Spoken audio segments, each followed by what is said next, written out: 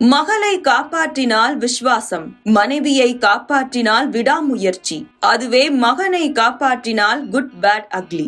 முன்னாள் gangster red dragon என்கின்ற AK தன் மனைவி த்ரிஷா கேட்டுக்கொண்டதாலும் மகனுக்கு ஒரு நல்ல தந்தையாக இருக்க வேண்டும் என முடிவெடுத்ததாலும் தன் தவறுகளை ஒப்புக்கொண்டு அரசாங்கத்தில் சரணடைந்து மும்பையில் 18 வருடங்கள் சிறைவாசம் இருக்கிறார் ஏகே.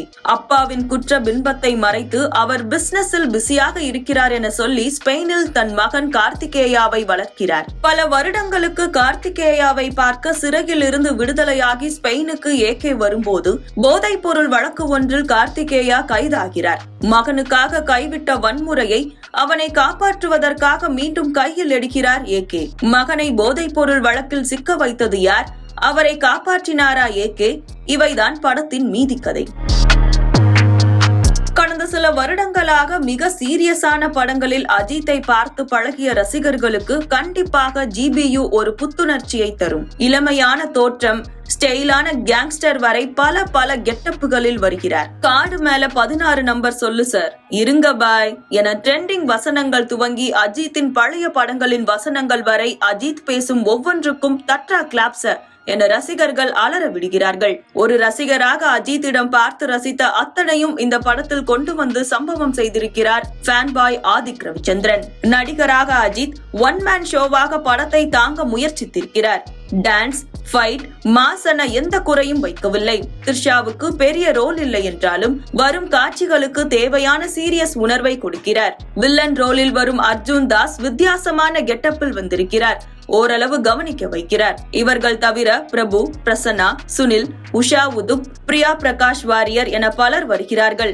எல்லோரும் கெஸ்ட் ரோல் அளவிலேயே வருகிறார்களே தவிர யாருக்கும் அழுத்தமான பாத்திரம் இல்லை. கெஸ்ட் ரோலில் வரும் சிம்ரனுக்கு கூட ஒரு நல்ல ரோல் இருக்கிறது. ஆனால் முழுமையாக வரும் கதாபாத்திரங்களுக்கு எந்த முக்கியத்துவமும் இல்லை. படத்தின் பிரச்சனை படம் எழுதப்பட்டிருக்கும் விதமே. படத்தின் கதை மிக வழக்கமானதுதான். சரி, அதை கொடுத்த விதத்தில் புதிதாக ஏதாவது இருக்கும் என்றால் படத்தில் 2 நிமிடங்களுக்கு ஒரு முறை அஜித்தின் பழைய பட ரெஃபரன்ஸ் வந்து கொண்டே இருக்கிறது. துவக்கத்தில் ஜாலியாக இருக்கும் அவை போக போக சோதிக்கிறது. ஒரு கட்டத்தில் போர் அடிக்க ஆரம்பித்து விடுகிறது. இன்னும் சொல்ல போனால் இது அஜித்தின் பழைய படங்களை அஜித்தை வைத்தே ஒரு ஷோ ரீலாக எடுத்தது போல்தான் இருக்கிறது. இன்டர்வெல்லில் வரும் அந்த விஜய் பட ரெஃபரன்ஸ் ஒரு நல்ல முயற்சி. மற்றபடி ஒரு பக்கம் ரெஃபரன்ஸ் சோதிக்கிறது என்றால் இன்னொரு பக்கம் விண்டேஜ் பாடல்களை கொண்டு மேலும் எரிச்சலை கூட்டுகிறார்கள். ₹1 பாடல் துவங்கி பணத்துக்காக என்ன விட்டு அவன் கூட போனியே வரை பாட்டு செலக்ஷன் சிறப்பு என்றாலும் படத்தில் அது பொருந்தவில்லை. ஏகே எவ்வளவு பெரிய டான் என்பதை சொல்ல பின் கதை ஒன்று சொல்லப்படுகிறது. படத்தின் ரைட்டிங் எவ்வளவு மோசமாக இருக்கிறது என்பதற்கு அதுவே உதாரணம். அதிலும் டான்லி, ஜான்விக், ப்ரொஃபசர் என கலராக ரீல் விடுவதெல்லாம் என்ன விதமான ஸ்கேம் என தெரியவில்லை. ஜிவி பிரகாஷ் இசையில் பாடல்கள் பெரிதாக கவரவில்லை. டார்கியின் புலி பாடல் சேசிங் காட்சிக்கு எனர்ஜி ஏற்றுகிறது. அபிநந்தன், ராமானுஜன் ஒளிப்பதிவில் படம் கலர்ஃபுல்லாகவும் தரமாகவும் இருக்கிறது. படத்தில் சொல்லப்படுவதெல்லாம் ஒன்று அஜித்தின் பழைய ரெஃபரன்ஸாக இருக்கிறது.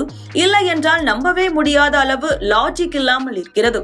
அட்லீஸ்ட் அதை ஒரு தெளிவான பரபரப்பான திரைக்கதைக்குள் வைத்திருக்கலாம். படம் என்னதான் 2 மணி நேரம் 20 நிமிடங்களே ஓடினாலும் சுவாரஸ்யம் இன்றி இருப்பதால் படத்தை முடிங்க பாஸ் என்ற எண்ணம் மேலிடுகிறது. படத்தின் இறுதியில் வரும் ப்ளூப்பர்ஸ் காட்சிகள் படம் பார்த்த களைப்பை கொஞ்சம் நீக்குகிறது. அஜித்தின் பழைய பட ரெஃபரன்ஸ் காட்சிகளை திரைக்கதைக்குள் வைத்து ஆதிக் கொடுத்திருக்கும் மாசப் வீடியோ போல் இருக்கிறது இந்த குட் பேட் அக்லி.